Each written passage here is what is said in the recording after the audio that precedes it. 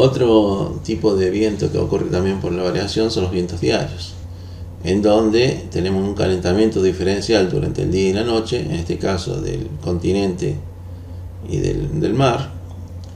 Entonces durante el día el continente o la costa se calienta diferencialmente, ese aire caliente asciende, tenemos una baja presión acá, y el océano o el mar, que está más frío, está con una alta presión, y por lo tanto tenemos esta brisa de mar, va desde el mar hacia el continente. Durante la noche tenemos la situación inversa, la parte de la costa se enfría mucho más diferencialmente que la parte del mar, está más fría, por lo tanto tenemos una alta presión, y acá tenemos la baja presión. El aire va entonces desde la costa hacia el mar. Este se denomina brisa de tierra o terral. Lo mismo ocurre también cuando tenemos una montaña. Tenemos una zona más fría, que sería el valle durante el día, y una zona más caliente, que sería la ladera y el pico de la montaña, donde va más dar el sol. Por lo tanto tenemos una baja presión acá y una alta presión en esta situación. Por lo tanto el aire entonces va desde el valle hacia el pico de la montaña. Esa sería la brisa de valle. Y durante la noche ocurre lo contrario, y tenemos la brisa de montaña, en donde el aire frío baja y se concentra en el valle. Y esto aumenta la peligrosidad en el caso de tener heladas en la zona del valle, por supuesto. Bueno, otro tipo de vientos son los vientos locales, que a diferencia de lo que veíamos anteriormente de la circulación general de la atmósfera, que era una situación más climática, estos son vientos característicos de una región, pero que no están siempre soplando. Ocurren cada cierto tiempo, pero son bastante característicos. Por eso tienen sus nombres propios, como serían el sonda, la sudestada y el pampero. Pero se van a dar únicamente cuando las condiciones de presión sean las características para cada viento. En el caso del sonda, necesitamos que haya una baja presión del lado argentino, una alta presión desde el Pacífico chileno, y eso hace que el viento vaya desde Chile hacia Argentina. Pero este viento tiene algunas características particulares, porque del lado chileno arranca como un viento húmedo, ¿sí? Y tiene que atravesar la cordillera. En ese momento entonces tiene que ascender, y ese ascenso lo hace con un gradiente adiabático seco al comienzo, hasta que se forma acá las nubes.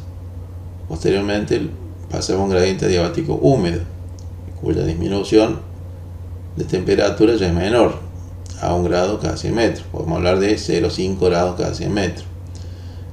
Y en esas nubes ocurren precipitaciones, nevadas, y cuando pasa del otro lado de la cordillera, ya el descenso lo hace básicamente siguiendo un gradiente adiabático seco.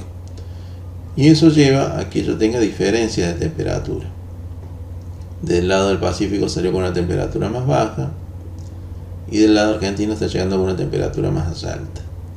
Acá esta diferencia de temperatura es relativamente pequeña, pero el sonda llega a tener temperaturas muy elevadas. La humedad relativa es menor, porque ya es aire seco, toda la humedad la descargó del lado chileno, de la cordillera. Entonces es un viento cálido y seco, con una buena velocidad, tiene ráfagas de hasta 80 y 100 km por hora, y puede durar desde pocas horas hasta 48 horas, o sea, 2 días soplando. Tiene mayor frecuencia en primavera, y lo que origina de este lado, que normalmente es toda la zona de Cuyo, es la desecación de estigmas y granos de polen, que en ese momento tenemos más que nada frutales que están floreciendo. El pampero, por su parte, tiene una alta presión, que está dibujada acá. La circulación de esa alta de esta forma, siempre desviando a la izquierda. Entonces recorre toda la Patagonia. Es un viento que suele tener ráfagas bastante fuertes, y producen un frente, que sería esta línea que está marcada acá. En un primer momento ese aire que entra levanta mucha polvareda, por eso se lo denomina pampero sucio, pero una vez que atraviesa el frente y descarga precipitaciones, ya es un aire seco y frío, fresco, y se denomina pampero limpio. Y obviamente, bueno, toda la parte sur y centro del país es atravesada por este viento.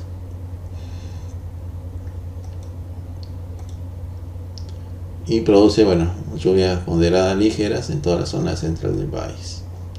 Puede llegar incluso hasta Tucumán, Salta y Jujuy, dependiendo por supuesto la diferencia que tengamos de gradiente entre la alta y la baja presión.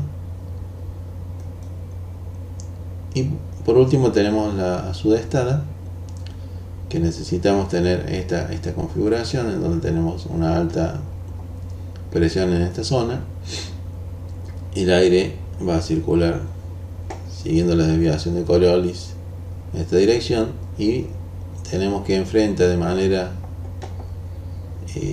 desde el sudeste, de ahí su nombre, a toda esta zona del país, principalmente todo lo que es Buenos Aires y Uruguay.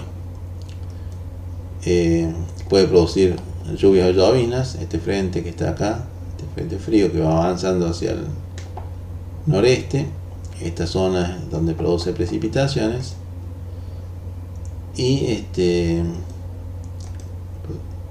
anterior.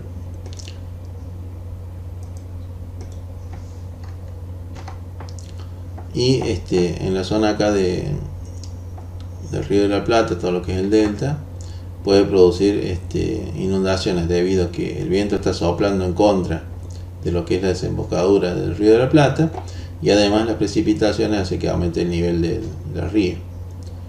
Entonces, bueno, es una de las características que tiene el viento en la sudestada.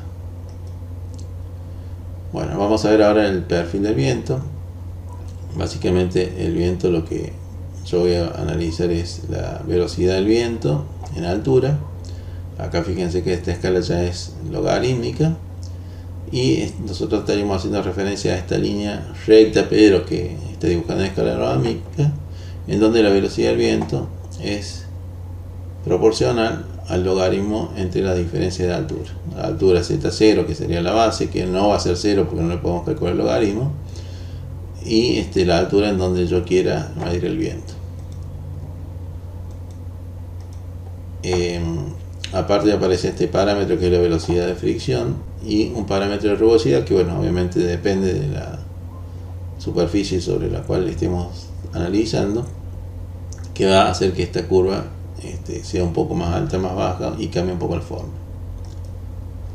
Esta sería el perfil del viento, ¿sí? Acá tenemos que a medida que aumenta la altura, aumenta la velocidad, y lo hace en forma logarítmica. Esa forma logarítmica se empieza a aplicar a partir de cierta altura. Acá pueden ver la velocidad del viento. Es logarítmica, pero a partir de esta altura, no a partir de la superficie del suelo. ¿Por qué? Porque tenemos un cultivo por medio. Esta altura, esta diferencia de altura, a partir de donde empieza a ser logarítmica, es lo que se denomina el z sub 0 en esta fórmula.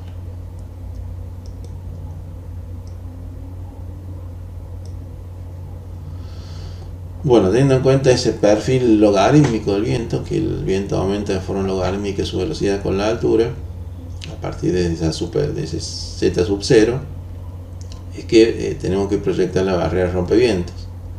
El viento en extremo de velocidad produce enfriamiento si los vientos son fríos, el efecto son animales, desecación en vientos cálidos, acción mecánica, le puede, a su vez, si viene con tierra, con polvo, le puede causar daños, conjuntivitis a los animales.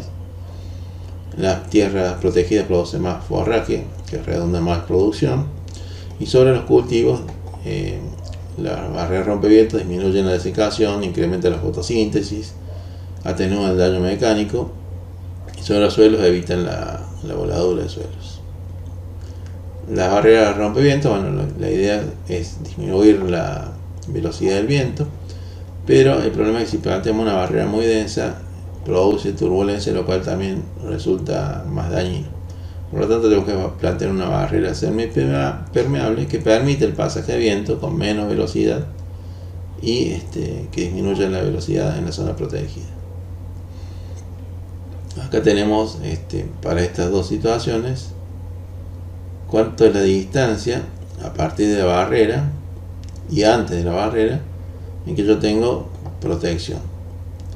Acá tenemos este porcentaje en donde yo estoy midiendo el viento fuera de la barrera y dentro de la barrera, y el cero que tenemos acá es la posición en donde yo tengo la barrera, o sea, este sería el 0 y acá el 0. Y fíjense que yo tengo efecto de protección ante la barrera 5 veces la altura de la barrera. ¿Sí? Si yo tengo una altura de 10 metros, sería 50 metros ante la barrera, ya empiezo a tener protección. Pero acá las curvas se separan. Esta curva continua es lo que pasa si yo tengo esta cortina densa, y la curva en línea de puntos, ¿qué pasa si yo tengo esta cortina semipermeable? Y como pueden ver, la cortina semipermeable protege a más distancia, casi entre 20 y 25 veces la altura de la barrera, o hasta 30 incluso. ¿Sí? De esa manera, entonces, una cortina semipermeable me permite tener protección por más distancia. Esa cortina se puede formar con distintas especies, dependiendo de la altura que yo tenga, pero siempre dejando porosidad, o sea, lugares por donde el viento pueda pasar con menor velocidad. Y en este caso, supongamos que yo tengo una altura de 10 metros de la cortina, me va a proteger entre 1 y 5 veces la altura, o sea, entre 10 y 50 metros a barlovento, de donde sopla el viento, y entre 15 y 20 veces la altura, o sea, entre 150 y 200 metros a sotavento, hacia donde sopla el viento. De esta manera, yo sé que si tengo mucha distancia y quiero proteger con barreras, bueno, cada 200 metros tendría que estar poniendo una nueva barrera de 10 metros de altura. Las barreras también pueden ser artificiales, y acá también es importante tener en cuenta lo que hablábamos del perfil del viento. Dado que el viento, la velocidad del viento es baja sobre la superficie del suelo, podemos dejar esa zona sin protección. Y el efecto que tiene la cortina de rompevientos no solo es sobre la velocidad del viento, que la vemos graficada acá, sino que también lo produce sobre la operación, sobre la temperatura del aire, la humedad relativa, la humedad del suelo y el rendimiento del cultivo. Y acá lo que tenemos es graficado en proporción lo que estamos midiendo dentro de la zona protegida respecto de lo que mediríamos a campo abierto, y con las distancias a medida que lo vamos alejando. Como vimos, la velocidad del viento disminuye o está por debajo de 1 hasta 20-25 veces la altura. A partir de allí ya vuelve a ser igual a lo que estamos midiendo a campo abierto. Pero tenemos algunas variables que aumentan, como sería, por ejemplo, la humedad del suelo, el rendimiento del cultivo, y alguna otra variable que disminuye, como por ejemplo la temperatura del aire durante la noche, en donde tenemos menor temperatura, y esto puede producir o aumentar el riesgo de heladas. Para conocer la disposición que tenemos que darle a una cortina rompeviento, que tiene que estar perpendicular a los vientos predominantes, se tiene que hacer este diagrama de frecuencias con las direcciones de los vientos, en donde yo tengo las frecuencias en tanto por mil en cada una de las direcciones, y también la calma. Y este diagrama comienza dibujando la calma en todas las direcciones, y posteriormente, para cada una de las direcciones por encima de la calma, se dibujan las frecuencias en cada dirección. Acá pueden ver lo que es la frecuencia de Córdoba Observatorio y la frecuencia de Córdoba Aeropuerto. Acá, por supuesto, tienen un efecto muy importante del hecho de estar dentro de la ciudad del observatorio. Esto sería un poco más a campo, por llamarlo de cierta forma, y donde pueden ver que las direcciones que predominan son la norte y la noreste. y la sur. Por lo tanto, bueno, hacer una cortina para esta región podríamos hacerlo tranquilamente de este a oeste. Bueno, ¿cómo medir esas direcciones?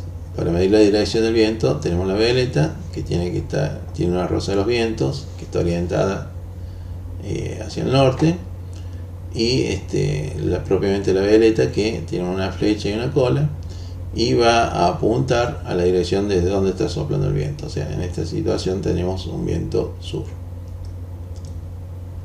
Para medir la velocidad tenemos el anemómetro de cazoletas, en donde estas cazoletas, pueden ser 3 o 4, van a hacer que giren, y va a girar más rápidamente de acuerdo a la velocidad del viento.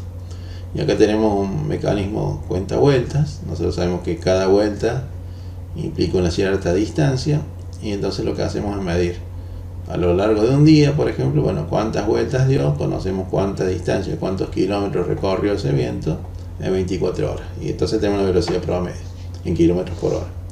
También vienen algunos instrumentos de este mismo tipo, que son anemómetros instantáneos, donde ya les va a dar directamente la velocidad instantánea del viento en ese momento.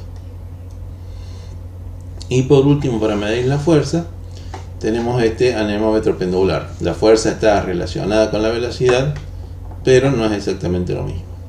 El anemómetro pendular consta de una veleta, que va a hacer que el instrumento esté siempre orientado hacia donde está soplando el viento, pero en la parte superior tiene esta placa y esta estructura que sería la escala. En la placa tiene un eje acá arriba, de modo tal que cuando tenemos más velocidad del viento, esta placa se va poniendo cada vez más horizontal. Esa fuerza, a medida que la vamos midiendo, va aumentando en este sentido. Y tenemos una escala entre 0 y 12, desde la calma hasta, por supuesto, el huracán. Y por supuesto, esto está muy asociado a lo que es navegación. Por eso muchas veces tienen asociado lo que es el nombre de la fuerza del viento con cuál va a ser el estado del mar. Bueno, esto ha sido toda esta clase. Nos vemos con el tema siguiente, que ya es la parte de bioclimatología y agroclimatología.